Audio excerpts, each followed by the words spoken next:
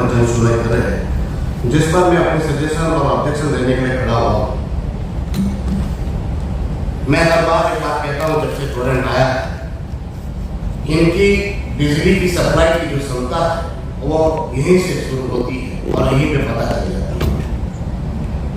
हम जिस सभागार में है, ये आपकी भी शायद तीसरी जन सुनवाई होगी और आपने मैं 2 बार बोल चुका हूँ, आज भी बोलना चाहता हूँ, ये हॉल में जो बिजली की सप्लाई है वो फिर से जनरेटर है।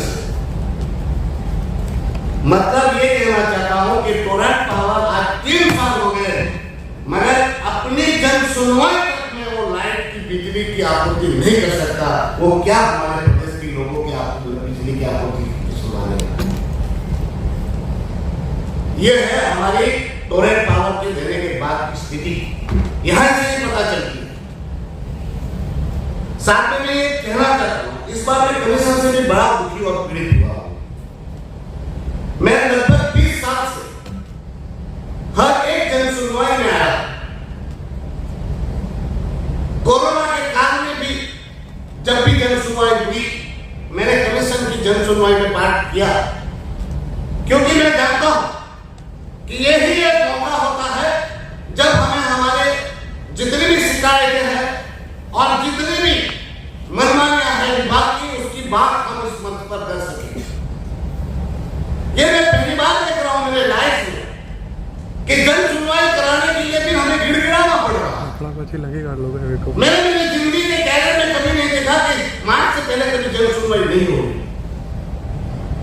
इस पर लेटर लिखना पड़ रहा है कि हमें सुनिए, यहां लाइट की इतनी सारी दिक्कत है, हमारा पूरा प्रदेश आहत है, हर रोज लाइट चली जाती है, इंडस्ट्री परेशान है, यहां की इंडस्ट्री बंद हो रही है और ऐसी समस्याओं में या टैरिफ के लिए हमें गिड़गिड़ाना पड़े कि हमें चाहिए, मीटिंग कीजिए और हमें सुनिए।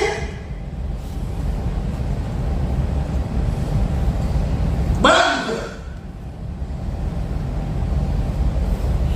और अभी तो मुझे लास्ट 4 साल से मैं देख रहा हूं कमीशन से मुझे विश्वास जैसा हो गया है। पहले वक्त था जब कमीशन हमारे हक और अधिकार की बात सुनता था और हमारे कंज्यूमरों के पास एक ही मौका होता है, कंज्यूमर किससे विश्वास करे, किससे आशा रखे, तो कंज्यूमर सिर्फ कमीशन पर आशा रखता है कि हमारी जो बातें हैं, हमारी जो पीड़ा है, हमारी जो समस्या है वो कमीशन में हम रखेंगे और कमीशन हमारी बात को सुनेगा और फिर सुना जाता है और उस समस्या का समाधान कमीशन करता। मैंने जब बात की, मुझे बहुत दुख हुआ जब मैंने जवाब सुना कि जवाब मुझे मिला सर ये ऑनलाइन क्यों हो रहा है, फिजिकल ऑफलाइन क्यों नहीं हो रहा। तो कहा गया मुझे कि हमें बहुत सारी दौड़ना पड़ रहा है तो हम ये जो है वो ऑनलाइन कर रहे हैं। साल में क्या 12 महीने तो जन सुनवाई होती है, साल में एक ही बार तो जन सुनवाई होती है और वैसे में भी हमें मौका नहीं मिलेगा तो हम कहाँ बात करेंगे, ऑनलाइन करें सब बात। मैं उम्मीद करता हूँ कि JRC जो कमीशन है वो इस बार हमारी बातों को सुने।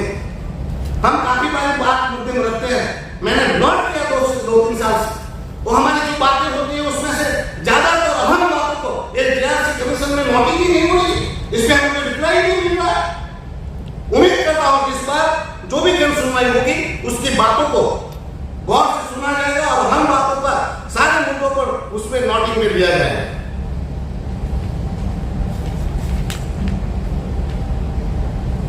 अभी प्रेजेंटेशन हुआ, भाई साहब कह रहे थे कि ब्रीफ में हम करेंगे। क्यों ब्रीफ में करेंगे भाई, ब्रीफ में क्यों है? बड़ी यहां पर आपने प्रोजेक्ट लगा रखा है, उसका भी तो हमें बड़ा करना है, उसमें क्यों नहीं दिखाया जा रहा है? हमारा में कहवा तो गुजराती में बोले थे ना, बोल रहे क्या एक आदमी ने ऑब्जेक्शन दिया तो उसको आपने पिटीशन लगा एक कॉपी दे दिया, बाकी बैठे उधर थे। पर JRC का यही मोटिव है, JRC में टोरेंट का यही मोटिव है कि वो डेटा को दबाना चाहता है, छुपाना चाहता है ताकि जनता को पता न चले कि उन्होंने क्या क्या कांड कर रखे हैं। टाइम तो लगेगा क्योंकि मैंने पूरी तैयारी की है और हमें तो एक ही मौका मिलता है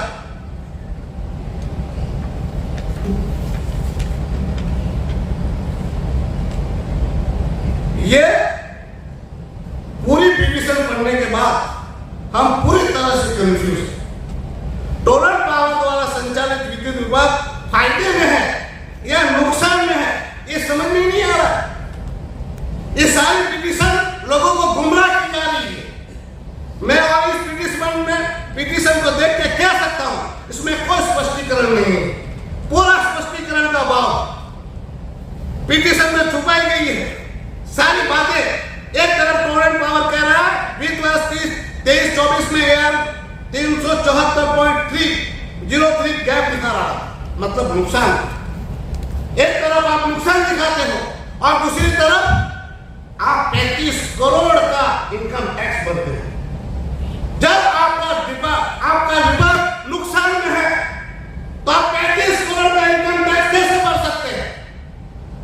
आपने लास्ट साल में ऐसा ही किया, हमें आपने नुकसान दिखाया और आपने 31 करोड़ का अपने इनकम टैक्स भरा। उससे अगले साल भी जब टोरेंट पावर आया आपने नुकसान दिखाया 59 करोड़ का और कमीशन ने ही खुद कहा कोई नुकसान नहीं था, 59 करोड़ का बेनिफिट था। सारी पिटीशन में एक करके डेटा को ढूंढना पड़ता और सारी बातों को छुपाया जाता है। हम पारदर्शिता की कमी क्यों कह रहे हैं? क्योंकि सिंपल बैलेंस शीट भी नहीं है जिससे कम से कम हमें पता तो चले कि फायदे में है या नुकसान में है। बैलेंस शीट भी आपने नहीं रखी,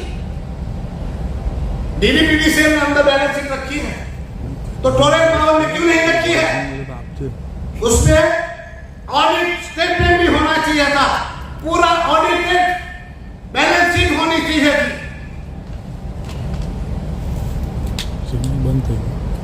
हम तो मांग करते हैं profit and loss audit statement सार्वजनिक किया जाए, क्योंकि हमने देखा है DNH DDPCL ने पूरा फाइनेंशियल ईयर में 23-24 में 8 करोड़ 28 लाख रुपए सेलिब्रेशन एक्सपेंसेस।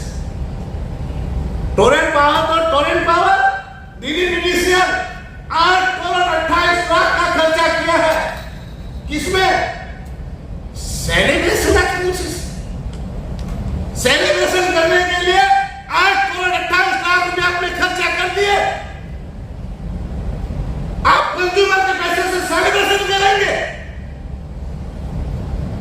मैंने जब पूछा, मुझे किसी अधिकारी ने बताया कि जो दमन में या दीव में दादरा नगर हवेली में कार्यक्रम 19 दिसंबर 26 जनवरी होती है तो लाइट का श्रृंगार किया जाता है और वो लाइट का श्रृंगार ये पैसे से किया गया। तो कंज्यूमर से लुटाया जाएगा ये पैसे और कंज्यूमर के पैसे से ये एक्सपेंसेस होंगे।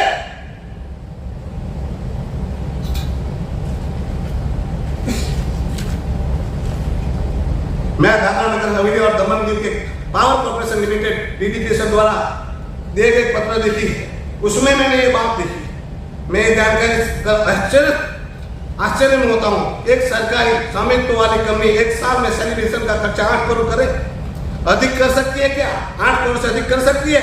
मैं सबसे पहले ये जानना चाहूंगा कि किस प्रावधान के तहत एक सरकारी कंपनी को उत्सव के मद में खर्च करने की अनुमति दी है और वह भी 8 करोड़ रुपए से अधिक की राशि। इसके अलावा मैं हर एक गतिविधि के बारे में जानना चाहूंगा जिसके तहत वित्त वर्ष 24-25 में उत्सव के खर्चों के लिए ये पैसा खर्च किया गया है, उसकी पूरी सूची प्रदान करें पूरे खर्च के विवरण के साथ। अब मैं कमीशन से ये भी पूछना चाहूंगा कि वित्त वर्ष 21-22 में टोरेंट पावर ने 28.62 करोड़ के फायदे को नुकसान दिखाकर हमसे जो 87.92 करोड़ से रुपया से ज्यादा का लूट किया था वो वापस कंज्यूमर को लौटाए गए या नहीं। और इस पिटीशन में भी इस पैसे का कोई जिक्र नहीं है। इस पर कमीशन जवाब मांगे कि क्यों ये पैसे कंज्यूमर को लौटाए नहीं गए और लौटाए गए तो कैसे लौटाए गए, उसका पूरा विवरण हमें दिया जाए। वित्त वर्ष 23-24 के लिए AR में 6,063.66 करोड़ रुपए थी, जबकि उसी वर्ष के दौरान जुटाया गया एक्चुअल रेवेन्यू 5,709.62 करोड़ रुपए था, जो 374.03 करोड़ रुपए का अंतर दर्शाता है। ऐसा क्यों है? अंतर वर्षों से बढ़ रहा है। ये अंतर वित्त वर्ष 22-23 में 116.54 करोड़ था, आज 3,450 करोड़। वित्त वर्ष 29-30 तक बहुवर्षीय अनुमानों में यह कमी अधिकांश वर्षों में जारी रहने का अनुमान है, जिसमें वित्त वर्ष 26-27 में 104.36 करोड़ रुपए, वित्त वर्ष 2027-28 में 114.81 करोड़ रुपए, वित्त वर्ष 28-29 में 291.50 करोड़ रुपए, वित्त वर्ष 29-30 में 385.46 करोड़ रुपए। क्या बढ़ता जाएगा? इसके अलावा यह भी ध्यान रखना उचित है, व्यवसाय योजनाओं में अंतर्गत 5 वर्षीय वित्त वर्ष 25-26 से वित्त वर्ष 29-30 के लिए वितरण घाटा 2.99 आंका गया है। मैं इस दृष्टिकोण से पीछे का कारण जानना चाहता हूं, जिसके तहत अगले 5 वित्तीय वर्ष में प्रत्येक के लिए घाटे का एक ही मूल्य अनुमानित किया गया है, जबकि डिस्ट्रीब्यूशन लॉस वर्ष 2023-24 में 1.76 है। तो आप कैसे अगले 5 सालों तक 2.99 का अंदाजा लगा रहे हैं, वह भी एक समान डिस्ट्रीब्यूशन लॉस 1.76 से घटाने की बदले आप बढ़ाने की बात कर रहे हैं। आपने 5 साल तक पकड़ लिया 2.99, जबकि लॉस तो 1.76 है। आपको उसको घटाने की रणनीति बनानी चाहिए, और आप बना रहे 2.99। हर साल 3% के आसपास का पावर लॉस होगा। ये क्या चल रहा है? मतलब एक मेथड बना दो, ये टाइप करके रख लो।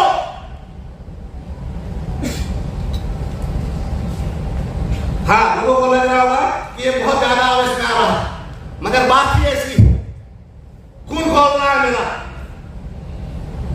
हम ये बात इसलिए कह रहे हैं कि जो हो रहा है, जो किया जा रहा है, ये केवल और केवल लूट है।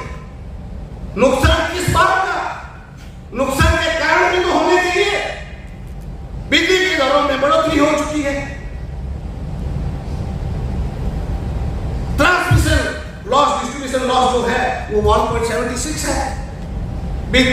FTPCA charges, fix charges, regulatory charges जैसे तमाम चार्जेस हमसे वसूले जाते हैं। साथ हमारे दमन दीव में तो बिजली उत्पादित होती है, फिर भी नुकसान। और नदी की बाढ़ के हर साल घाटा, फायदे को भी बताओ घाटा। ये गंभीर चिंता का विषय है, जिस पर कमीशन ने क्या कार्यवाही की है। केवल टैरिफ और विविध सरचार्जेस लगाकर कंज्यूमर को लूटने देने का कोई समस्या का समाधान है क्या? इस घाटे से बचाने के लिए कोई रणनीति बनाई गई है क्या? क्या वितरण लाइसेंस धारी के पास अगले 5 वर्षों में इन घाटे को कम करने की कोई योजना नहीं है? यदि नहीं है तो क्यों नहीं है? साथ ही मैं चाहूंगा डीएनए डीडीपीडीसीएल से पिछले 5 वर्षों में कुल तकनीकी और वाणिज्यिक टीसीएनसी घाटे के बारे में जानकारी साझा करें। एटीएनसी घाटे के बारे में जानकारी साझा करें। बिजनेस प्लान में अगले 5 वित्तीय वर्ष के लिए एटीएनसी घाटे का अनुमान 3.96 लगाया गया है। ये ध्यान रखना दिलचस्प है कि घाटे अगले 5 वर्षों में से प्रत्येक के लिए समान स्तर पर अनुमानित किए गए हैं। मैं डीएनए डीडीपीडीसीएल से यह भी जानना चाहूंगा कि केंद्र सरकार द्वारा रैम्पेड डिस्ट्रीब्यूशन सेक्टर स्कीम के तहत कुल कितनी धनराशि हस्तांतरित की गई है। यदि हाँ, तो UT of DNA and DD में distribution infrastructure and smart metering system में के उन्नयन के लिए अब तक किए गए कार्यों के बारे में जानना चाहूंगा। Capital expenditure page number 21।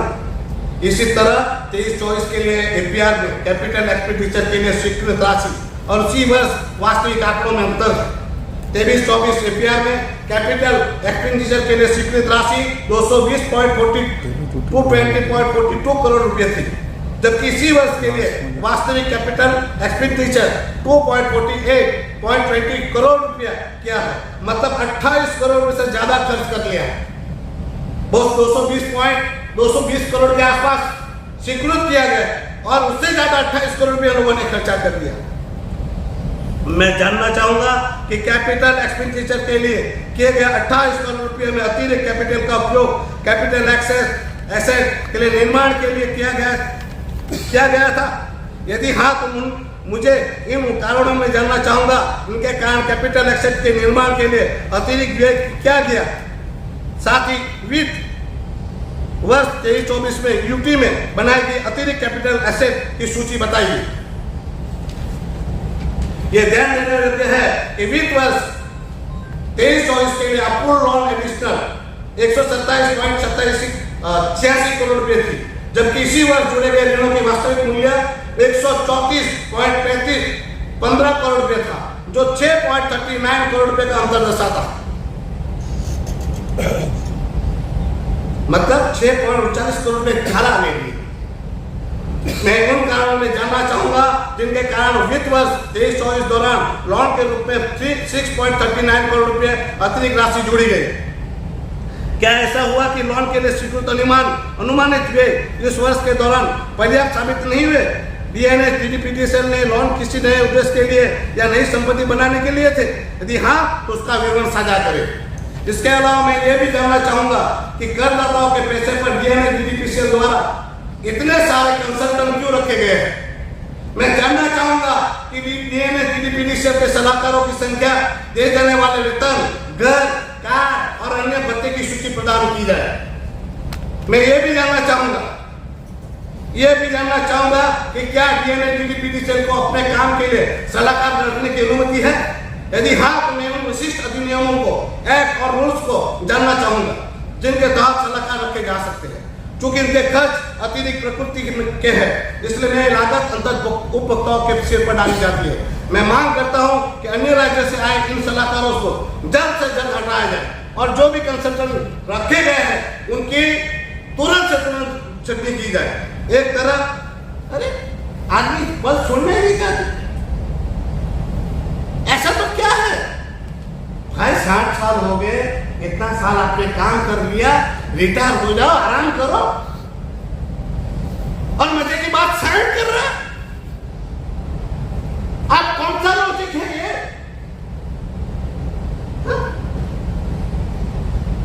यहां लोन भी जारी है, वो सालों साल, हर साल, और हमारे वो लोन के पैसे हमसे ब्याज वसूला जाता है और हमारे पैसे से कंसल्टेंट मजे मार रहे हैं। गाड़ी, घोड़ा, बंगला, कुत्तों के लिए गाड़ी घुमाई जा रही है। वाह! माननीय महोदय जी, कोई मुझे बताएगा खर्चों पर कंट्रोल कैसे करेंगे? जो काम 2-3 साल पहले लगभग 35 करोड़ जितने खर्चे में पूरा दमन दीव का विद्युत विभाग स्वस्थ और सुचारू रूप से चलता था। बिजली जाती नहीं थी और लाइट वापस आ जाती थी। पावर कट की भी कभी कभार हुआ करते थे। शिकायत करने के साथ 108 से भी जल्दी शिकायत दूर करने के लिए वायरमैन पहुंच जाते थे। आज की स्थिति में आप फोन करो, अहमदाबाद लगे, वो 50 सवाल करे, उससे पहले हमारा प्राइवेट वाला आदमी आके घर पे लाइट बना के जाता, और वो भी पैसे मांगे जाने वाले हैं। क्या केवल 35 करोड़, जिसमें पहले का खर्चा 35 करोड़ के आसपास था, जिसमें ट्रांसमिशन, डिस्ट्रीब्यूशन दोनों साथ था। आज केवल डिस्ट्रीब्यूशन का खर्चा 150 करोड़ से ज्यादा है। मतलब 5 गुना सर्विस करने के बाद, 150 करोड़ का डिस्ट्रीब्यूशन का खर्चा करने के बाद सर्विस क्या है? क्या है सर्विस? और बहती गंगा थी तो ट्रांसमिशन वालों ने भी हाथ धो गंगा में नहा लिया, उन लोगों ने भी 35 करोड़ अपना खर्चा कर दिया। अब दोनों का खर्चा केवल 35 करोड़ में होता था, वो लगभग 200 करोड़ का हो गया, और सर्विस के नाम पर जीरो। 200 करोड़ का खर्चा करो और सर्विस के नाम पर राम तेरी गंगा में भी।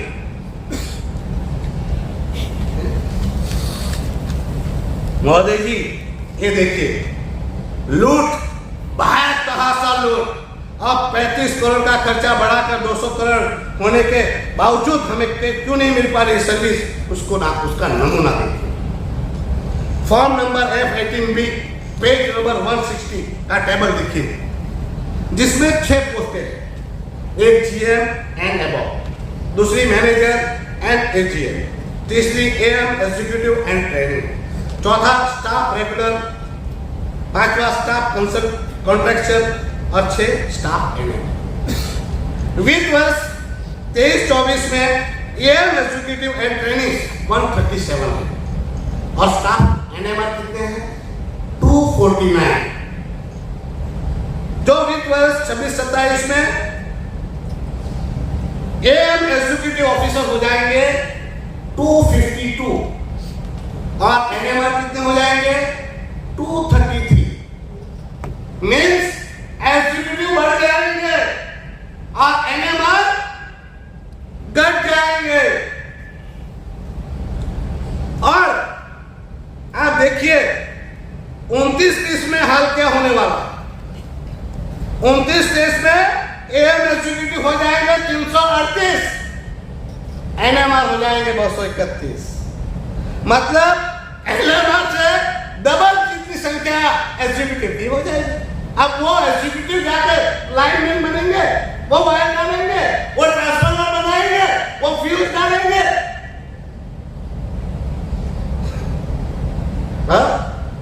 जो NMR 15-20 हजार 25 हजार में काम करता है उसकी जगह लाखों रुपए वाले एग्जीक्यूटिव काम करेंगे सब।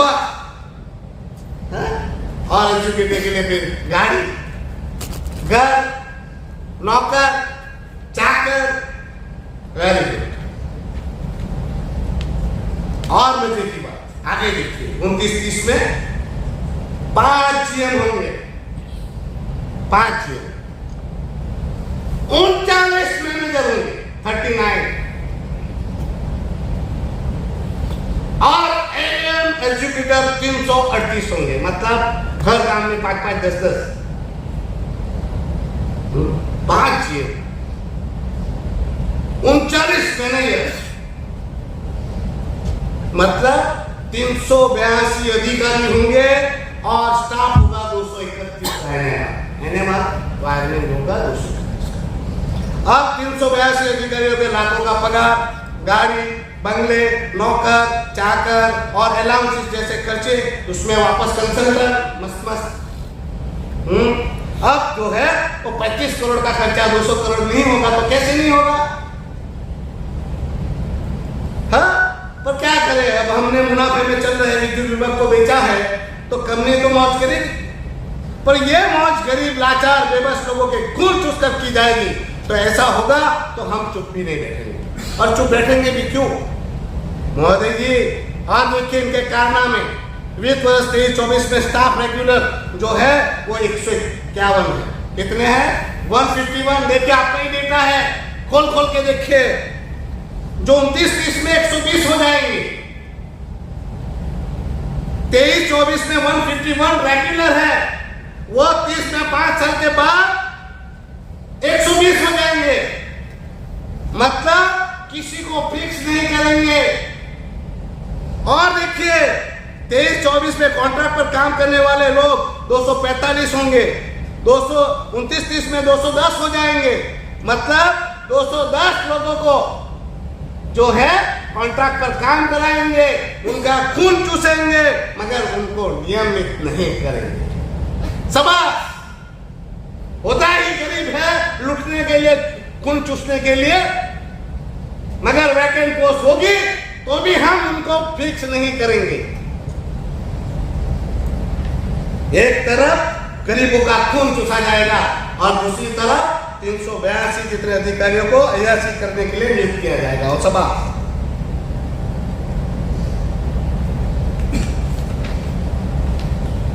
याचिका संख्या 145 में उपलब्ध जानकारी के अनुसार power purchase for financial year 23-24 page number 18। याचिका संख्या 145 में उपलब्ध जानकारी के अनुसार वित्त वर्ष 23-24 के लिए बिजली खरीद लागत अनुमान पावर कॉस्ट परचेस और वित्त वर्ष 23-24 के लिए बिजली खरीद लागत में उल्लेखनीय अंतर है।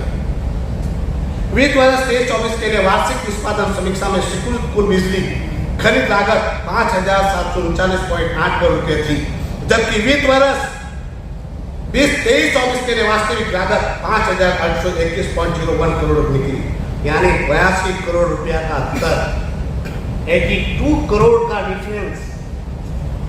यह आश्चर्यजनक है कि वार्षिक निष्पादन समीक्षा में अनुमान लगाते समय DNA DDPDCL द्वारा की गई वित्तीय खरीद के अनुमान इतना बड़ा अंतर देखा जा रहा है। और उन कारणों का जानना चाहूँगा जिन कारणों से डीएनए डीडीपीसीएल द्वारा पिछले वर्ष खरीदी गई बिजली की लागत में इतना अंतर देखा गया है। हमें चाहिए होगा कि ये क्यों हो रहा है। Power purchase cost financial year 24-25 page number 36 वित्तीय वर्ष 24-25 में ARR में स्वीकृत कुल बिजली खरीद लागत पावर परचेस कॉस्ट 5,594.93 करोड़ रुपए थी। उसी वर्ष के दौरान किए गए व्यय का संशोधित अनुमान रिवाइज्ड एस्टीमेट 5,937.85 करोड़ रुपए था, जो लगभग 343 करोड़ रुपए की वृद्धि दर्शाता है। मैं जानना चाहूंगा किन कारणों से बिजली खरीद लागत के अनुमान 343 करोड़ रुपए का संशोधन रिविजन किया गया है। वे कौन से कारण हैं जिनकी वजह से वित्त वर्ष 24-25 के दौरान अतिरिक्त बिजली लेनी पड़ी? क्या इसकी वजह मांग में अप्रत्यक्ष वृद्धि, उपभोक्ताओं की संख्या में अनुमान से ज्यादा वृद्धि या बिजली खरीद शुल्क में वृद्धि थी? कैपिटल एक्सपेंडिचर पेज नंबर 537 वित्त वर्ष 24-25 के लिए ARR तथा स्वीकृत अनुमानित कैपिटल एक्सपेंडिचर 400.22 करोड़ रुपए था। उसी वर्ष के दौरान किए गए व्यय के रिवाइज्ड एस्टीमेट 193.48 करोड़ रुपए था, जो लगभग 207 करोड़ रुपए की संभावित कमी दर्शाता है। विशेष रूप से एसटी नेटवर्क के लिए 178.91 करोड़ रुपए अप्रूव कराए थे, जिसमें से केवल 116.48 करोड़ रुपए जितनी आपने अनुमानित खर्चे किए, मतलब अंदाजित 62 करोड़ रुपए कहाँ गए, इसमें से कोई जिक्र नहीं है। काय थे भाई हमारो इसी तरह मीटर प्रबंधन के लिए स्वीकृत किए गए व्यय 48.35 करोड़ रुपए था, जिसके मुकाबले केवल 5.36 करोड़ रुपए खर्च किए गए। इसी तरह पावर सप्लाई सेंटर और कॉल सेंटर के लिए 96.18 करोड़ रुपए का व्यय स्वीकृत किया गया था, लेकिन केवल 1.5 करोड़ रुपए ही खर्च किए गए। संशोधित अनुमान के अनुसार 0.50 करोड़ रुपए किए गए। तो इसका मतलब है 95 करोड़ रुपए कहाँ गए? जब आपके पास पैसे की जरूरत नहीं थी तो अतिरिक्त पैसे मंजूर क्यों करवाए जा रहे हैं, और वो पैसे कहाँ खर्च हो रहे हैं, और यदि अतिरिक्त पैसे आपके पास थे तो क्यों लोन ली गई, और वो लोन के ब्याज के पैसे कंज्यूमर से क्यों लूटे जा रहे हैं? और एक तरफ आप लोगों ने हमसे डिपॉजिट लेके रखे हैं पैसे, वो पैसे का उपयोग क्या है, उसका ब्याज वगैरह क्या है? एक तरफ आपके पास इतने सारे पैसे पड़े हुए हैं तो लोन लेकर हम पर क्यों हमें लूटा जा रहा है, क्यों उधार का जीत लिया जा रहा है? उसका जवाब कौन देगा? विभिन्न कैटेगरियों में कंज्यूमरों की मांग के अनुसार योजना बनानी चाहिए थी, जो उन्होंने बनाई ही नहीं है, और बिना प्लानिंग बिना रिसर्च के केवल CAGR के आधार पर पूरा 5 साल का अनुमान लगा दिया है। डीएनए डीडीपीसीएल के वित्त वर्ष 29-30 तक 5 साल की अवधि में लोड अनुमान लगाने में इसी तरह का तरीका अपनाया है। अगले 5 वर्षों में पिछले वर्ष से वर्ष वित्तीय वर्ष के CAGR के आधार पर विभिन्न श्रेणियों के लिए अनुमानित लोड की गणना की गई है। व्यवसाय योजना यूटी ऑफ DNH NBD में वर्तमान में संचालित लो टेंशन LT उद्योगों की संख्या के बारे में जानकारी प्रदान नहीं की गई। योजना में इस बारे में भी जानकारी नहीं दी गई है कि पिछले 5 वित्तीय वर्षों के में प्रत्येक वर्ष कितने LT उद्योग स्थापित किए गए, जिसमें भविष्य के लिए सूचित लोड अनुमान लगाने के लिए एक पैटर्न की पहचान करने में मदद मिल सकती है। अगले 5 वर्षों में उपभोक्ताओं की संख्या का अनुमान भी CAGR दृष्टिकोण का उपयोग करके लगाया गया। मैं DDPDCL से जानना चाहूंगा कि पिछले 5 वर्षों में सभी श्रेणियों में जैसे घरेलू, कुटीर ज्योति, वाणिज्य इत्यादि में उपभोक्ताओं की संख्या में कितनी वृद्धि हुई? क्या पिछले 5 वित्तीय वर्षों में उपभोक्ताओं की संख्या में वृद्धि का लगातार हुई है, या किसी विशेष वर्ष में इसमें कोई विचलन हुआ? उसका मुझे जवाब चाहिए। रिन्यूएबल परचेज ऑब्लिगेशन, मैं वितरण लाइसेंसदारी से आग्रह करूंगा कि वह रिन्यूएबल परचेज ऑब्लिगेशन RPO के तहत रिन्यूएबल ऊर्जा स्रोत से प्राप्त होने वाली कुल बिजली की मात्रा का विवरण निर्दिष्ट करे। वित्त वर्ष 24-25 के अंत में मौजूद RPO ऑब्लिगेशन के सटीक आंकड़े दे। मैं रिन्यूएबल ऊर्जा के सटीक स्रोत के बारे में भी विस्तार से जानना चाहूंगा, जिनका उपयोग अक्षय ऊर्जा आधारित में अंतर को भरने के लिए किया जाएगा। JRC ने खुद इस संबंध में नियम अधिसूचित किए हैं। जिसके तहत वितरण लाइसेंसधारी के लिए रिन्यूएबल परचेस ऑब्लिगेशन निर्धारित किया गया। यदि कोई वितरण लाइसेंसधारी अपने आरपीओ के लक्ष्य को पूरा करने में असमर्थ है तो क्या उसे बिजली खरीद मिश्रण में बदलाव करने का दोषी नहीं मानना चाहिए? यदि हाँ, तो यह केंद्र शासित प्रदेश के बिजली उपभोक्ताओं के लिए अनुचित है, जिन्हें उच्च टैरिफ का भुगतान करना पड़ सकता है। इसलिए मैं डीएनएस डीडीपीडीसीएल से इस संबंध में स्पष्टीकरण देने का अनियंत्रित कारकों की सूची से बिजली खरीद मिश्रण को हटाने का आग्रह करता हूं।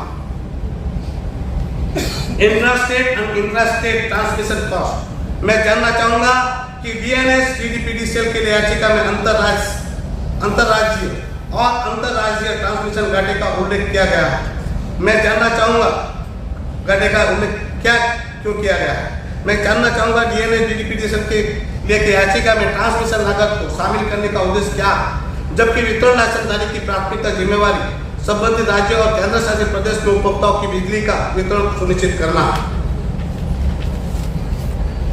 Capitalisation and financing plan, DNS DDPDCL ने एमवाईटी नियंत्रण अवधि फाइनेंशियल ईयर 25-26 फाइनेंशियल ईयर 29-30 के दौरान 1120.89 करोड़ रुपए पूंजीकरण कैपिटलाइजेशन का प्रस्ताव दिया, जिसका वित्त पोषण 70-30 के ऋण इक्विटी के अनुपात पर किया जाएगा।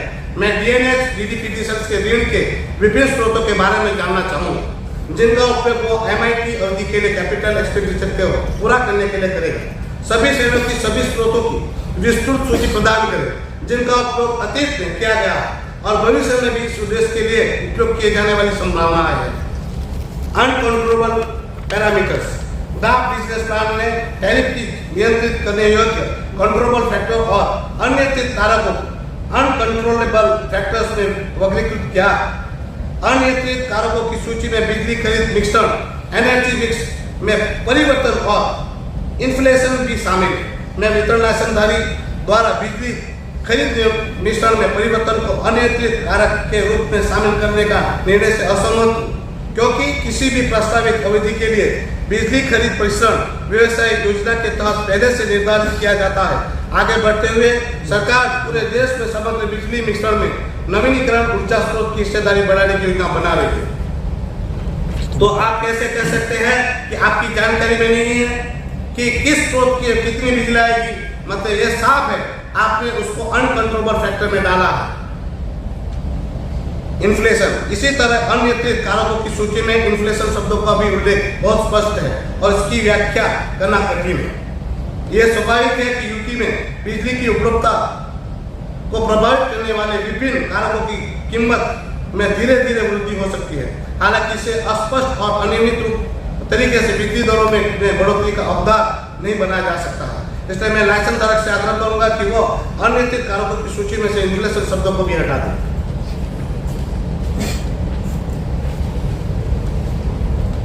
सीएसआर, मैं बताना चाहूंगा, याचिका में दी गई जानकारी के अनुसार वित्तीय वर्ष 23-24 और वित्तीय वर्ष 24-25 दोनों के लिए वितरण लाइसेंसधारी द्वारा कॉर्पोरेट सोशल रिस्पॉन्सिबिलिटी गतिविधियों पर खर्च किए गए धन के बारे में कोई डेटा उपलब्ध नहीं है। क्या हमें जानकारी के आधार पर यह मान लेना चाहिए कि पिछले 2 वित्तीय वर्ष में डीडीपीडीसीएल में द्वारा सीएसआर में कोई व्यय नहीं किया गया है? क्या गया तो क्या किया है, कैसे किया गया है? यदि हाँ, तो ये कम्युनिस्ट एक्ट 2013 के प्रावधानों का उल्लंघन नहीं है, जिसमें कहा गया कि कुछ कंपनियां पिछले 3 वर्षों में अपना अवसर शुद्ध लाभ 2.5 सीएसआर गतिविधि के लिए अपडेट करना चाहिए। ST/EST कंज्यूमर्स दस्तावेज में कहा गया कि वित्त वर्ष 25-26 के लिए ST/EST ग्राहकों के लिए अनुमानित बिक्री 9,816.21 मिलियन यूनिट है, जो केंद्र शासित प्रदेश में सभी श्रेणियों की बिजली उपभोक्ताओं के लिए ऊर्जा बिक्री का एक बड़ा हिस्सा है। मैं डीएनएस डीडीपीडीसीएल में अनुरोध करूंगा कि वे ST/EST बिजली उपभोक्ताओं का उनके आकर रेवेन्यू और भौगोलिक वितरण का आधार पर विस्तृत ब्यौरा प्रदान करें। Regulatory surcharge applicable at 7.05 and 2.1 respectively for financial 25-26 और 26-27। मैं केंद्र शासित प्रदेश में वित्त वर्ष 25-26 में प्रस्तावित रेगुलेटरी सरचार्ज से वितरण लाइसेंसधारी के वित्त वर्ष 25-26 में 431 करोड़ रुपए की राशि प्राप्त होगी। मैं जानना चाहूंगा, जब पहले से ही कई अन्य शुल्क लगाए जा रहे हैं, इस तरह का सरचार्ज का उद्देश्य क्या है? क्या इंडस्ट्रीज को समाप्ति कर देना, इंडस्ट्री को यहाँ से पलायन नहीं करवा देना?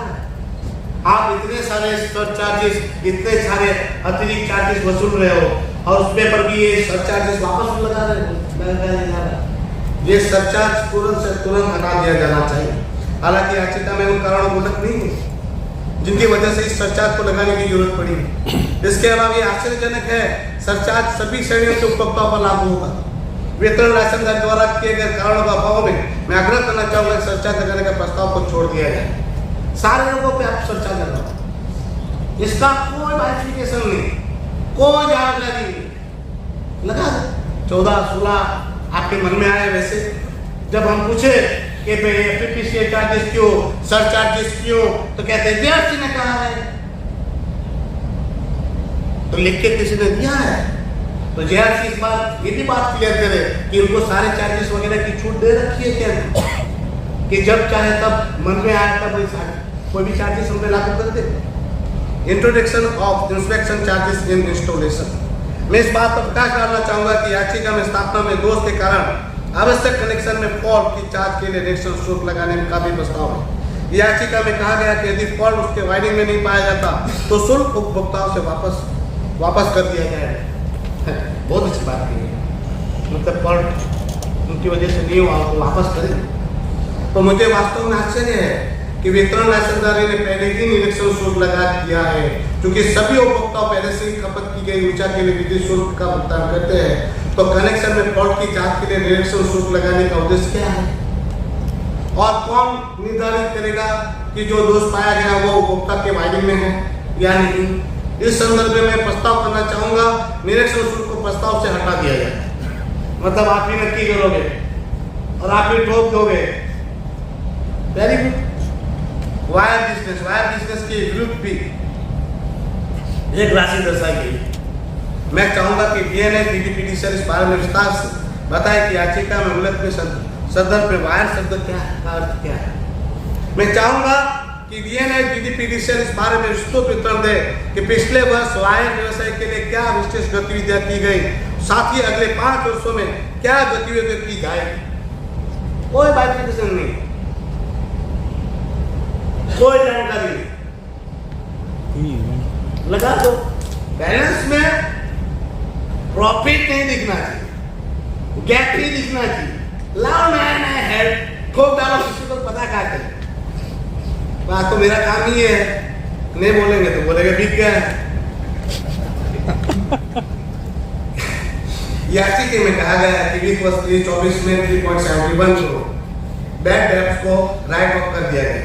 मैं याचिका में एक प्रस्ताव शामिल करने का प्रस्ताव करना चाहूंगा जिसमें पिछले वित्तीय वर्ष में माफ किए गए प्रत्येक बैड डेब्ट का विस्तृत ब्यौरा दिया जाए। 3.71 करोड़ डेब्ट बस लिख दो, हमने माफ कर दी। हमारा तो कोई माफ करता नहीं। गरीब को बेचारा कोई लाइट बिल नहीं भरा तो उनका घर कनेक्शन कट जाता है। गरीब को का माफ करो ना भाई, उसकी विस्तृत जानकारी दीजिए। एनर्जी मैं थोड़ा ही है बढ़ा दिया। एनर्जी अवेलेबिलिटी ये कहा गया कि पावर एक्सचेंजर से ऊर्जा खरीद के लिए संशोधित अनुमान के रूप में 2202 करोड़ 26 करोड़ रुपए की राशि निर्दिष्ट की गई है। मैं जानना चाहूंगा क्या DNA DDPDCL ने उन सभी पावर एक्सचेंजों के साथ अलग अलग अनुबंध किए हैं जिनसे वह वर्तमान में बिक्री कर रहा है? यदि हाँ तो मैं चाहूंगा कि सभी अनुबंधों की कॉपियां याचिका संख्या 145 में शामिल की जाए। गैप इन रेवेन्यू फाइनेंशियल 24-25 वित्त वर्ष 24-25 के लिए वार्षिक आय का संशोधित अनुमान 6,139.69 करोड़ रुपये था।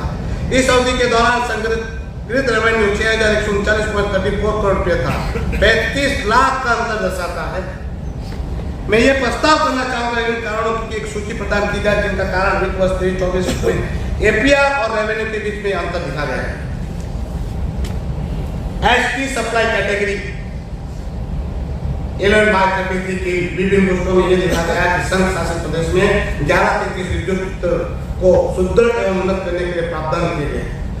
यह एक क्या सत्य है कि 66 kV लाइनों का को 33 केवी लाइनों की तुलना में बेहतर माना गया है, क्योंकि कम नुकसान के साथ लंबी दूरी तक पर अधिक बिजली संचारित करने में सक्षम है। इस संदर्भ में उन कारणों को जानना चाहूंगा जिन कारण पर DNL-DDPD सेल ने 1133 केवी बुनियादी ढांचे को मजबूत करने के लिए इतने सारे कार्यों का प्रस्ताव दिया है और इसके माध्यम से क्या उन्हें शामिल किए जाने हैं। आपने 33 केवी से पावर लेने पर आप सब्सिडी दे रहे हो, क्यों दे रहे हो? क्या ये लालच नहीं है? क्योंकि ये सबसे बड़ा षड्यंत्र है। आज जो है उनके पास 66 केवी के संदर्भ का कार्य करने का अधिकार नहीं है। वो ऐसा करके सारे उपभोक्ताओं को 33 केवी उपभोक्ताओं को लाने जा रहे हैं। मतलब नया सबस्टेशन बनाकर ट्रांसमिशन का धंधा वो अपने हस्तक लेना चाहते हैं। इधर से नहीं मिलेगा तो हम नीचे से लेंगे, पर छोड़ेंगे नहीं। जब 66 केवी का पूरा इंफ्रास्ट्रक्चर हमारे पास है और हमें कोई दिक्कत नहीं है, तो नए खर्चे करने की क्या जरूरत है? जब हमारा विभाग नुकसान कर रहा है और ये नुकसान में चल रहा है, जब हम लोन लेके काम चला रहे हैं, तो फिर ऐसे को गलत खर्चे, फिजूल खर्चे कर कंज्यूमरों को अतिरिक्त बोझ क्यों डाला जा रहा है? टैरिफ फॉर आइस फैक्ट्री, मैं इस बात पर प्रकाश डालना चाहूंगा। हमारा जो दीव है वो आइस फैक्ट्री दीव में ज्यादा है, क्योंकि वहां मच्छीमारी का धंधा ज्यादा है। आम उपभोक्ताओं की जरूरत को पूरी करती है आइस फैक्ट्री, जिसमें कई लोग उसके उत्पादों का इस्तेमाल बुनियादी दैनिक उपयोग में सेवा के लिए करते हैं। वो आइस फैक्ट्री फिशिंग व्यवसाय से जुड़ी हुई है, जो मच्छीमारी का एक प्रमुख मच्छीमारी की एक खेती ही मानी जाती है। हालांकि आइस फैक्ट्री पर लागू बिजली शुल्क उपयोग पर लागू शुल्कों पर आधारित लघु शुल्कों पर आधारित कार्य की प्रकृति और आइस फैक्ट्री द्वारा सेवा प्रदान किए जाने वाले द्रव्यों के मुद्दे मैं ये प्रस्ताव करना चाहूंगा कि बिजली शुल्क लगाने के उद्देश्य से आइस फैक्ट्री को कृषि इकाई की श्रेणी में शामिल किया जाए, उनको भी एग्रीकल्चर बनाना है और तदनुसार शुल्क संशोधित किए जाने चाहिए और आइस फैक्ट्री की बिजली के दाम खेती की श्रेणी में अनुसार किए जाने चाहिए। इससे आइस फैक्ट्री पर वित्तीय बोझ कम करने में मदद मिलेगी और तर्कसंगत शुल्क के लिए आधार होगा। पहले 200 इकाइयां मुफ्त होनी चाहिए। मैं ये भी बताना चाहूंगा अपग्रेडेशन ऑफ ट्रांसमिशन लाइन में कहना चाहता हूँ कि वर्तमान में फैक्ट्री को 99 केवी लाइन से सेवा दी जाए, जो सीमित वोल्टेज प्रदान करती है। परिणाम स्वरूप फैक्ट्री में संचालन की दक्षता प्रभावित होती है, जिसका सीधा असर अर्जित लाभ पड़ता है। इसलिए मैं प्रस्ताव करना चाहूंगा कि मौजूदा 99 केवी लाइन को 150 केवी लाइन से बदला उन्नत किया जाए। इस तरह से उन्नत से फैक्ट्री को बिजली की आपूर्ति में दक्षता सुनिश्चित होगी और संचालन के प्रदर्शन में भी वृद्धि होगी। Tariff for small scale industries में ये प्रस्ताव करना चाहूंगा याचिका के तहत केंद्र शासित प्रदेश में लघु उद्योग स्मॉल स्केल इंडस्ट्रीज में को भी इसी तरह की टैरिफ रियायतें दी जानी चाहिए। जब हम उद्योगों द्वारा अर्जित लाभ के बारे में बात करते हैं तो हम ये याद रखना चाहिए सभी श्रेणियों के उद्योग समान मात्रा में लाभ नहीं कमाते। लघु उद्योगों के लिए लाभ मार्जिन अक्सर कम होता है, बहुत कम होता है, लेकिन उन्हें उद्योग के स्तर पर शुल्क का भुगतान करने के लिए मजबूर किया जाता है, जिससे उन पर अनुमान बहुत बढ़ता है। इसलिए मैं प्रस्ताव करना चाहूंगा कि लघु उद्योग के लिए टैरिफ की कृषि क्षेत्र की इकाइयों की श्रेणी में शामिल कर तर्क संगत बनाए। आपको मैं ये भी कहना चाहता हूँ, हमारे कोरोना के बाद इंडस्ट्रीज की हालत बहुत खराब है। इंडस्ट्रीज में लास्ट टाइम भी कह रहा हूँ, आज भी कहता हूँ, इंडस्ट्री जैसे तैसे करके सर्वाइव कर रही है। इंडस्ट्रीज कर रही है, इंडस्ट्रीज रहेंगी। इंडस्ट्रीज इंटरनेशनल मार्केट में भी जिस प्रकार से कंपटीशन बढ़ा, उस कंपटीशन में हमारी इंडस्ट्रीज को सर्वाइव करना बहुत मुश्किल हो रहा है। वैसे में हमारे दमन में सिर्फ इंडस्ट्रीज को बिजली का ही सहारा है। आज दमन में अगर इंडस्ट्रीज टिकी हुई है, दादरा नगर हवेली में टिकी हुई है, तो केवल इंडस्ट्रीज लाइफ की वजह से टिकी है। यहाँ थोड़े रियायती थी जो 2-4 साल में तो समाप्त हो चुकी है। तो आपसे अनुरोध कि इंडस्ट्रीज को इस बोझ से मुक्त किया जाए और इंडस्ट्रीज को जितनी राहत दी जाए उतनी दी जाए, क्योंकि ये दमन और दादरा नगर हवेली का डेवलपमेंट जो है और केवल ये इंडस्ट्रीज की देन है। आज इंडस्ट्रीज है तो हमारा प्रदेश का अस्तित्व है, तो इंडस्ट्रीज को बचाना बहुत जरूरी है। हमारे पड़ोसी राज्यों में इंडस्ट्रीज को वहाँ खींचने के लिए और बहुत से प्रोत्साहन मिल रहे हैं। तो हमारे पास एकमात्र चीज है कि हम उनको इलेक्ट्रिक का राहत देकर इंडस्ट्री को यहाँ बचाएं। जैसा कि याचिका में देखा जा सकता है डीएनएस पीडीसीएल डोमेस्टिक और नॉन डोमेस्टिक लो टेंशन हाई टेंशन उद्योग से विभिन्न उपभोक्ता श्रेणी को आगे उप श्रेणी में विभाजित किया है।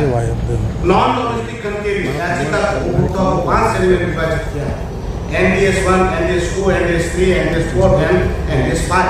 पिछले वर्ष यानी वित्त वर्ष 24-25 के लिए सभी नॉन डोमेस्टिक श्रेणी के लिए स्वीकृत टैरिफ 0 से 100 यूनिट के लिए 3.65 रुपये किलोवाट पर आवर और 101 यूनिट और इससे अधिक के लिए 4.75 रुपये kVA/PS निर्धारित किए गए थे।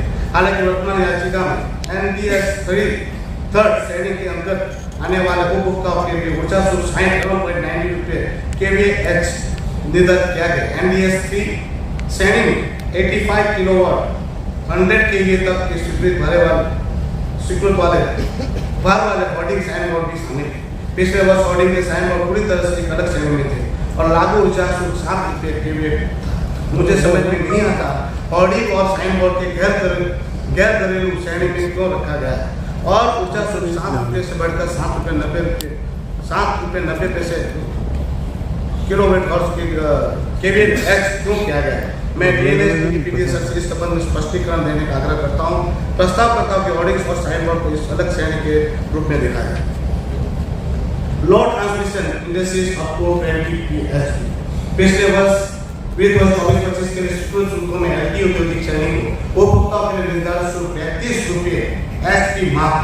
वित्त वर्ष 25-26 के लिए वर्तमान याचिका में इन शुल्कों को वित्त वर्ष 25-26 के लिए 40 रुपये एसपी मार्क, वित्त वर्ष 26-27 के लिए 45 रुपये एसपी मार्क तक बढ़ाने का प्रस्ताव। मैं प्रस्ताव करना चाहूँगा कि एलटी उद्योग श्रेणी के निर्धारित शुल्क वित्त वर्ष 25-26 के लिए 30 रुपये एसपी मार्क बरकरार रखा जाए, क्योंकि हमारे आजू बाजू में भी वाले कम थे तो इंडस्ट्रीज को और राहत देते हुए 30 रुपये किया जाना चाहिए। लो टेंशन इंडस्ट्रीज बियॉन्ड 20 पिछले वर्ष वित्त वर्ष 24-25 के लिए स्वीकृत शुल्क में 20 एसपी के ऊपर एलटी उद्योग श्रेणी उपभोक्ताओं के निर्धारित शुल्क फिक्स चार्जेस रुपये 90 एसपी मार्क। वित्त वर्ष 25-26 के लिए वर्तमान याचिका में इन शुल्कों की वित्त 25-26 के लिए 105 एसपी मार्क और वित्त वर्ष 25-27 के लिए 120 एसपी मार्क तक बढ़ाने का प्रस्ताव। बहुत ज्यादा मिट्टी में संचालित कई औद्योगिक बुद्धि बहुत अधिक। मैं प्रस्ताव करना चाहूंगा 20 एसपी के ऊपर एलटी उद्योग श्रेणी में निर्धारित शुल्कों में भारी वृद्धि पर पुनर्विचार किया जाए और इन दरों को कम किया जाए। याचिका में यह कहा गया है कि टीयूडी औद्योगिक उपभोक्ताओं की रियायत दरों दी जाए यदि वे सारे ऊर्जा घंटों के दौरान बिजली का उपभोग करते हैं, यानी सुबह 8 बजे से 4 बजे तक के बीच। इस कदम से निश्चित रूप से अधिक उद्योग अपने संचालन को सारे ऊर्जा घंटों में स्थापित कर देंगे। मैं पूछना चाहूँगा, यदि अधिकांश उद्योग अपने संचालन और ऊर्जा घंटों में स्थापित करते हैं तो इससे ओवरलोड की स्थिति पैदा नहीं हो, इससे बिजली ग्रिड का नुकसान नहीं हो। और इसमें एक पूछना चाहिए, ये लॉजिक क्या है? एक तरफ सरकार सौर ऊर्जा को बढ़ावा देने की बात है, सरकार विविध योजनाएं ला रही है। सौर ऊर्जा अगर 8 से 4 बजे तक आप सस्ता बिजली दोगे तो सौर ऊर्जा को कौन ध्यान देगा और वो क्यों सौर ऊर्जा लगाएगा? और आप सोचिए, जो रात को इंडस्ट्री चलती थी वो भी सब लग गए सुबह, तो ओवरलोड हो जाएगा, उसका क्या करेंगे? उसके लिए आपके पास कोई नीति है? आपके पास कोई प्लान है? इसमें कुछ नहीं है। आपने कुछ डिटेल दिए भी नहीं। आपको मन में आए, रात को सपने में देखा और सुबह आपने नियम बना, तो ये जो है उस पर इंडस्ट्रीज वाले और विशेषज्ञ लोग, टेक्निकल लोग से बात की है, क्योंकि आपका सबसे बड़ा फायदा और नुकसान जो भी है वो इंडस्ट्रीज को है। तो मैंने पहले भी कहा, अभी भी कहता हूँ, इंडस्ट्रीज को बचाना बहुत जरूरी है। तो उनके साथ विस्तृत में चर्चा की जाए और चर्चा विचारणा करके बाद ही ये निर्णय थोपा ना जाए, उनसे चर्चा करके ही लाभ किया। DNA GDP gross fixed asset याचिका में कहा गया कि वित्त वर्ष 25-26 के लिए, वित्त वर्ष 29-30 के लिए एमआईटी नियंत्रण अवधि के दौरान 1205.91 करोड़ रुपए की राशि में कैपिटलाइजेशन करने का प्रस्ताव है। हालांकि याचिका में पूंजीकरण गतिविधियों का विस्तृत ब्यौरा नहीं दिया गया। इस बारे में जानकारी नहीं दी गई कि अगले 5 वर्षों में किस तरह की संपत्तियों का पूंजीकरण किया जाएगा। मैं DNL/PDCL में आग्रह करना चाहूंगा कि वह अगले 5 वर्षों में विभिन्न श्रेणियों की परिस्थिति एसेट के बारे में जानकारी प्रदान करें, जिसमें विभाजन भी शामिल है।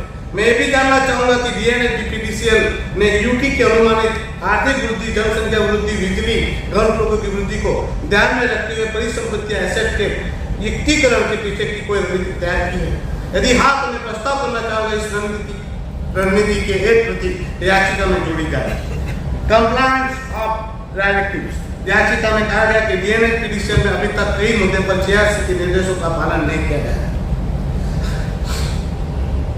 ट्रांसमिशन लाइसेंस अधिनियम ने अभी तक GRC द्वारा 11/6/2024 के टैरिफ ऑर्डर में की गई टिप्पणियों के संबंध में सटीक जानकारी नहीं है।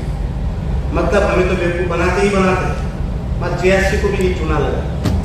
मतलब हम लोग यहाँ कितना भी चिल्ला ले, GRC कितना भी लिख ले, करेंगे ये लोग वही चोर को मन गया। ऐसा मतलब यही होता है। तो GRC कमीशन को सख्त होना चाहिए और इनका लाइसेंस तुरंत रद्द करके कॉन्ट्रैक्ट कैंसिल कर। Capital exchange. GRC ने 2024 में अपने आदेश में उल्लेख किया था कि DNL/PDCL ने प्रत्येक क्वार्टर में पूंजीगत व्यय का वितरण विस्तृत वितरण प्रस्तुत नहीं किया, बल्कि अगली क्वार्टर में 15 दिनों के भीतर प्रस्तुत किया है। याचिका संख्या 147 में DNL/PDCL ने कहा यदि उन्होंने सूचना संकलित करने की प्रक्रिया शुरू कर दी है, लेकिन उन्होंने सटीकता और पूर्णता सुनिश्चित करने के लिए अतिरिक्त समय की आवश्यकता है। यह अजीब कि 1 वर्ष के बाद भी ट्रांसमिशन कंपनी को पूंजीगत व्यय की संबंधित प्रारूप और सूचना का अंतिम रूप देने के लिए अतिरिक्त समय की आवश्यकता है। मतलब अभी भी इनके पास समय का अभाव हो। 1 साल हो जाने के बावजूद भी समय चाहिए, बराबर समय ही नहीं है। कहाँ है आपके पास? नुकसान दिखाने से बाहर आएंगे तो ना, मस्त मस्त खर्चे, ये मस्त ये फलाने ढूंढे, वहां से बाहर आएंगे तो आपके पास टाइम रहेगा। इतने सारे नए अधिकारी, इतने GM, इतने एग्जीक्यूटिव, इतने ये फलाना ढिमका करोड़ का खर्चा करने के लिए नई एजेंसियां कंसल्टेंट रखते हो, मगर ये काम पूरा करके जानकारी देने के लिए आपके पास समय नहीं है। DNL/PDCL एक सुनिश्चित समय सीमा प्रदान करने की विफल रहा है, जिसके द्वारा वो प्रत्येक क्वार्टर के लिए किए गए पूंजीगत व्यय का विवरण प्रदान करने की स्थिति में होगा। मैं DNL/PDCL से याचिका संख्या 147 में स्पष्ट और निश्चित समय सीमा प्रदान करने का आग्रह करूंगा, जिसके द्वारा वो नियमित आधार पर विवरण प्रदान करें। Separate accounting of solar plants. पूंजीगत व्यय के समान ही GRC ने DNL/PDCL को वित्तीय वर्ष 22-23 के लिए सोलर प्लांट के लिए अलग से खाते तैयार करने के लिए कहा था, जिसमें कई विवरण शामिल हैं। हालांकि इस मामले में भी कहा गया है कि वह सोलर प्लांट के लिए अलग के खाते तैयार करने की प्रक्रिया में है। यह भी कहा गया है कि याचिकाकर्ता अक्षय ऊर्जा आय और व्यय की पृथक्करण के लिए एक योजना तैयार करेगा। मैं याचिका में एक खंड सीमित करने की प्रस्ताव करना चाहूंगा, जिसके तहत एक स्पष्ट समय सीमा स्थापित की जाए कि जब तक DNL/DDPCL वित्तीय वर्ष 22-23 के लिए सोलर प्लांट के अलग अलग खाते तैयार करने की स्थिति में होगा। मैं ये भी जानना चाहूंगा कि DNL/DDPCL ने अब तक नवीनीकरण ऊर्जा के पूर्तिकरण के लिए एक योजना तैयार करने की दिशा में क्या प्रगति की है और इस योजना के एक प्रति सभी हितधारकों के साथ कब तक साझा की जा सकती है। अपने क्रिएशन ऑफ SLDC अपने 2024 के आदेश में GRC ने DNL/DDPCL को अपने मौजूदा व्यवसाय के state road dispatch centre SLDC को अलग करने का काम पूरा करने और 60 दिनों के भीतर एक विस्तृत रिपोर्ट प्रस्तुत करने के लिए कहा था। मौजूदा याचिका में DNL/DDPCL ने कहा है कि SLDC आय और व्यय की भविष्य के पूर्तिकरण के लिए एक योजना तैयार करेगा, तो उसके बदले में GRC को अलग से याचिका डेटा सजाएगा। मैं याचिका में एक फंड सम्मिलित करने के प्रस्ताव करना चाहूंगा, जिसके तहत एक स्पष्ट समय सीमा स्थापित की जाए जब तक DNL/DDPCL SLDC आय और व्यय की भविष्य के पूर्तिकरण के लिए योजना की एक प्रति साझा करने की स्थिति में होगा। की प्रश्न याचिका में उल्लेखित प्रमुख व्यक्तियों की पर्सन की सूची जो एनेक्स 2(a) में दी गई, मैं 2 नाम उल्लेखित किया है जो मुंबई दिवस हमारा बोर्ड DNL/DDPCL और उसमें डायरेक्टर बना दिए गए हैं मुंबई 2 व्यक्ति।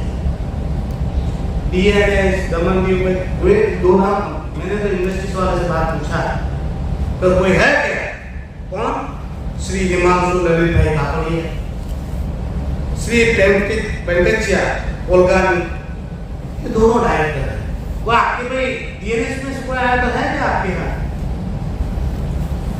तो मैं ये पूछना चाहता हूँ कि दमनदीप में और दादरा नगर हवेली में इतने सारे इंडस्ट्रियल थे, तो इनको आप डायरेक्टर बनाने की जगह मुंबई से एक ही दिन में एक ही तारीख को अपने दो डायरेक्टर बना दिए।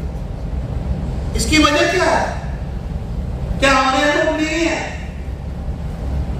इसकी सीबीआई जांच होनी चाहिए। इसके पीछे जो पैसे लेकर षड्यंत्र कर भ्रष्टाचार करके तो नहीं लिया गया। इसकी मैं न्याय जांच चाहता हूँ, सीबीआई जांच चाहता हूँ। ये अजीब है, मुंबई के दो लोगों को दादरा नगर हवेली और दमन की कहने से पावर कॉर्पोरेशन में आप डायरेक्टर बना दो। आपके मन में आया उसको उठा कर दो। ये आपके घर की खेती है, आप लोगों की जागीर है, आपकी खुद की कंपनी है। क्या किसी को भी मन चाहे उसको डायरेक्टर बना देंगे? मैं चाहूंगा कि DNS डिजिटल की कापड़िया और प्रोग्रामिंग के बारे में अधिक जानकारी प्रदान करें, जिसमें उनकी पृष्ठभूमि, DNS डिजिटल के साथ उनका जुड़ा, उनका हमारे प्रति उनका योगदान, शायद उनके माँ बाप हमारे लिए स्वतंत्र सेना दे रहे हो,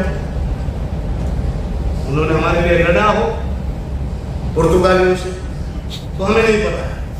हमें अगर आजादी दिलाई हो तो हम उनका सम्मान करना चाहेंगे।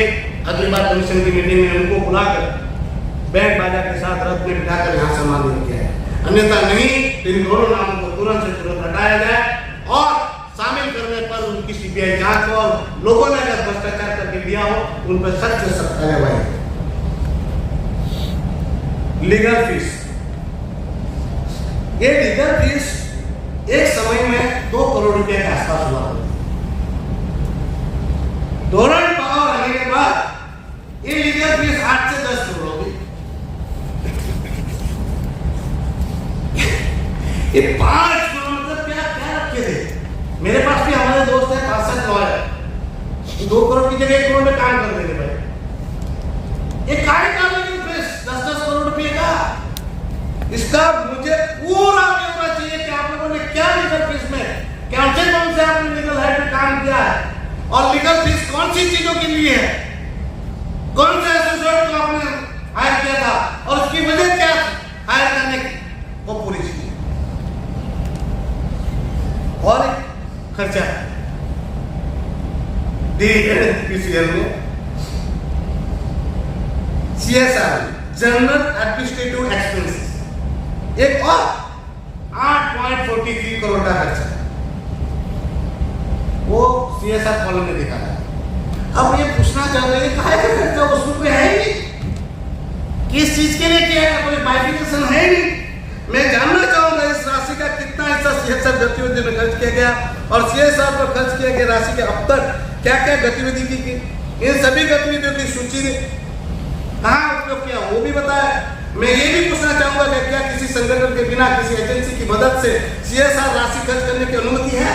यदि हाँ तो किस रेगुलेशन के तहत इसका विवरण सजा करें।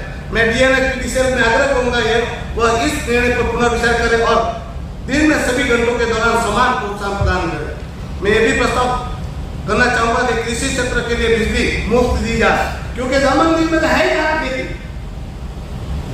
और खेती का है और उस खेती में भी आप बिजली का दाम बढ़ाओगे और यहाँ को पैसा पैदा करे कि बिजली के दाम में ये था तो हमने ये किया।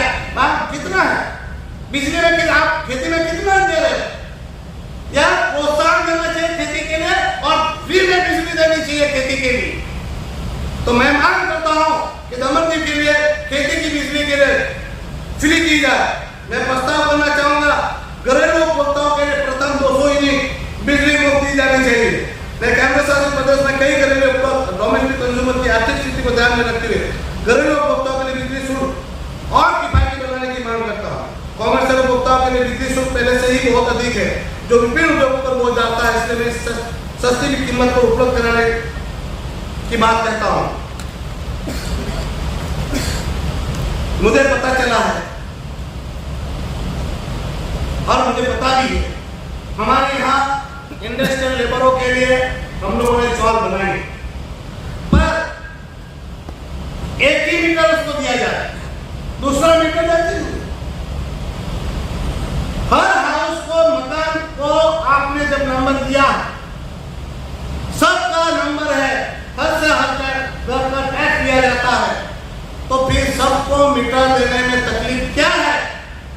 ये भी बड़ा एक वंडर है। मैं कहना चाहता हूं कैसे, तो जो पहला स्टेप है वहां पर बिजली के दाम कम है।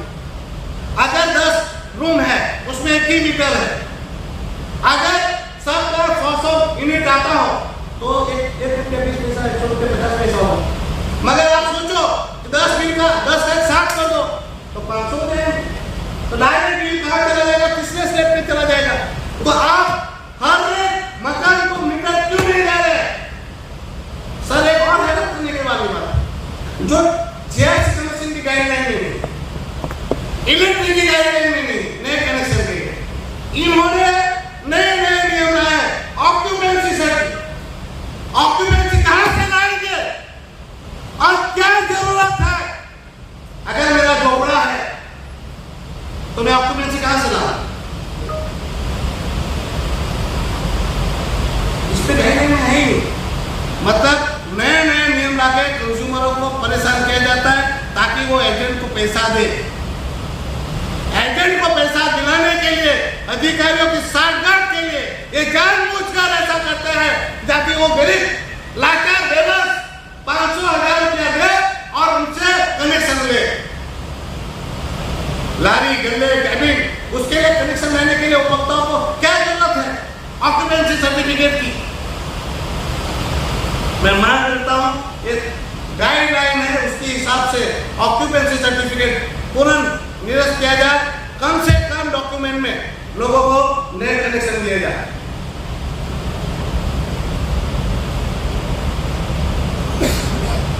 इसके अलावा मैं ये बताना चाहता हूं कि एक चौल वाला को भी डोमेस्टिक में ही रखा जाए। मैं भी प्रस्ताव करना चाहूंगा कि वितरण ट्रांसमिशन निगमों के सभी खातों की विवरण की एक वेबसाइट सीएजी द्वारा ऑडिट की जानी चाहिए और मैं सभी रिपोर्टों को पिछले 4 वर्षों की कॉपी सार्वजनिक करने की मांग करता हूँ। मैं ये भी मांग करता हूँ इस विषय पर श्वेत पत्र पारदर्शी तरीके से प्रकाशित श्वेत पत्र लाया जाए ताकि लास्ट 3 साल में जो कौभांड में नहीं हुए, दूध का दूध और पानी का पानी हो सके। मैं साथ में केंद्र सरकार टोरेंट टावर के उद्देश्य का एक ही उपभोक्ताओं को अच्छी सुविधा एवं सेवा प्राप्त करने का था।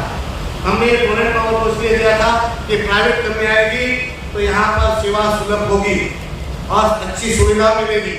मगर जब से टोरेंट टावर आया है हमारे दमनदीव के लोगों का जीना दुश्वार हो गया। तो हम आपसे अनुरोध करते हैं कि इनकी 3 साल की सेवा को देखते हुए उनकी सेवा समाप्ति की जाए और हमको दमनदीव और दादरा नगर हवेली को टोरेंट टावर के से मुक्ति दिलाई जाए। धन्यवाद।